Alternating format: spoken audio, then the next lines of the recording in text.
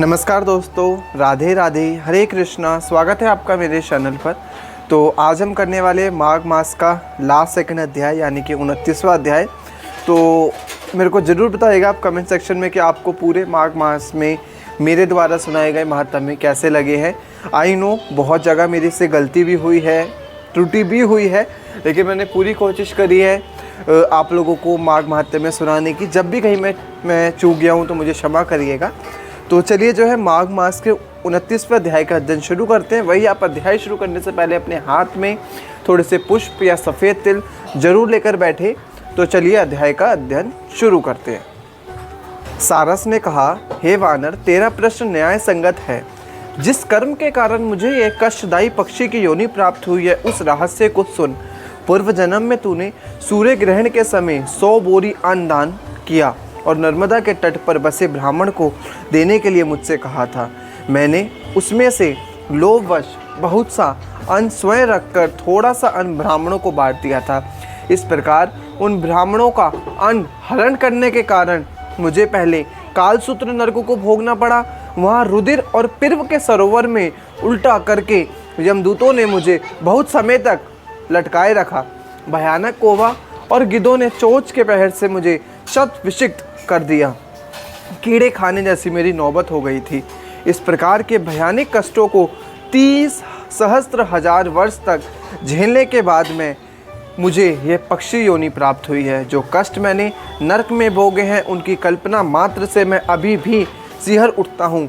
देव कृपा से मुझे नरक से छुटकारा मिला है और सारस बना हूँ। यह योनि मुझे इस कारण भुगतनी पड़ रही है कि मैंने एक बार पूर्व जन्म में अपनी बहन के घर से कांसे का पात्र चुराकर एक जुआरी को दे दिया था। यह मेरी मादा जो समय सारसी है पूर्व जन्म में एक ब्राह्मणी थी। इसने भी कांसे पात्र की चोरी की थी, इसी कारण इसे सारसी बनना पड़ा। हे वानर राज, अब तक मैंने तुमको भूतकाल का सारा वृतांत सुनाया है। अब मैं भविष्य का हाल सुनाने वाला हूँ। इस जन्म के बाद मैं सारसी और तुम हंस योनि को प्राप्त होगे। उस समय योनि को पूर्ण करने के पश्चात ही हम सभी को महादुर्लभ मानव योनि प्राप्त होगी। धर्म और अधर्म का फल सभी जीवों को अपने अपने कर्मों के अनुसार भोगना ही पड़ता है। सभी को बारंबार इस प्रकार के चक्कर में पड़ना ही होता है। केवल विरक्त योगी या वेदक ही इस कटक भरे मार्ग को सुकुशल पार कर सकते हैं और कोई दूसरा नहीं। भगवान सदाशिव हर प्राणी के छोटे बड़े पुण्य पाप का विचार करने के उपरांत ही शुभ एवं अशुभ फल देते हैं। जो बुद्धिमान होते हैं वह उनको विधाता का न्याय जानकर संतोष करते हैं। कोई भी प्राणी उपाय एवं बुद्धि के द्वारा अपने कर्म के फल में कोई अदल बदल नहीं कर सकता है। तुम स्वयं ही अपने ही को देखो।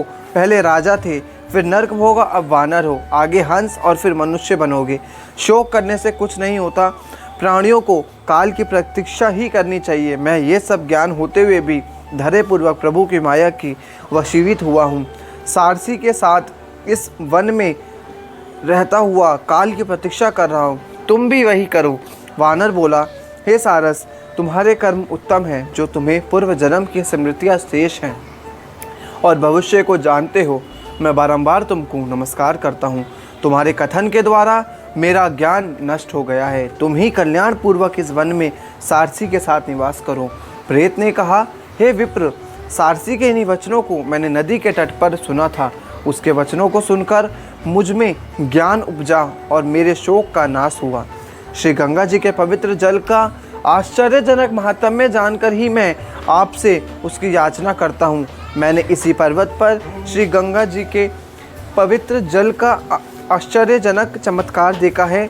मैं जानता हूँ कि इस पवित्र जल के पीने से अवश्य ही मैं इस प्रेत योनि से मुक्त हो सकूँगा। ऐसे समय में परियात्रा में उत्पन्न हुए किसी ग्राम योजक ब्राह्मण ने इस विंध्याचल पर एक अयोग्य पुरुष से यज्ञ कराया था। फलस्वरूप ब्राह्मण राक्षस हुआ। हमारे साथ उस ब्राह्मण ने उस राक्षस योनि में 8 वर्ष बिताए। उस ब्राह्मण के पुत्र ने एक बार अपने पिता की अस्थियां लेकर उन्हें कंकल क्षेत्र में जाकर श्री गंगा जी में विसर्जन किया। उसी क्षण उस ब्राह्मण राक्षस की मुक्ति हो गई। इस घटना को स्वयं अपनी आंखों से देखकर ही मेरी श्रद्धा गंगा जी पर है। हे विप्र, अब दया करके मुझे गंगा जल देने की कृपा करें, जिससे मेरी मुक्ति हो सके। प्रेत की बातों को सुनकर मैं प्रत्येक विचार करने लगा कि संसार में समस्त जीव निस्संदेह अपने पाप पुण्य फलों का उपभोग करते हैं।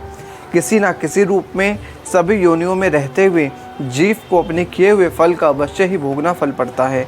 वह जीव धन्य है जो इस कर्म में न्यायपूर्वक धन को संचय करके उसे दूसरों को दान करते हैं। दान के प्रभाव से प्राणियों को इस संसार में समस्त भोग पदार्थ प्राप्त होते हैं।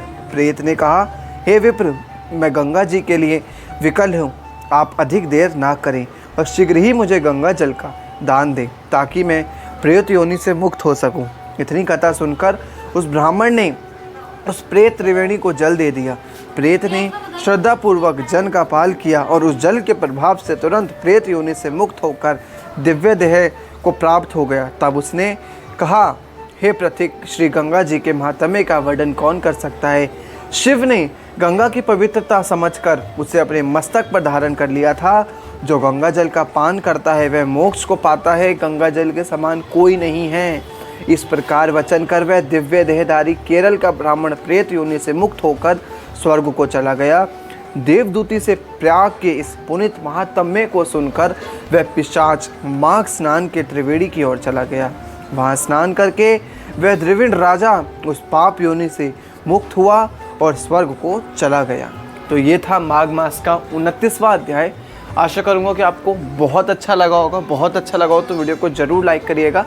अपना प्यार और सपोर्ट मेरे ऊपर ऐसे बनाए रहेगा। आज के लिए तो नहीं, फिर मिलते हैं अगले एक अध्याय के साथ, या बोलो अंतिम अध्याय के साथ। तो जब तक बोलते रहिए हरे कृष्णा। धन्यवाद।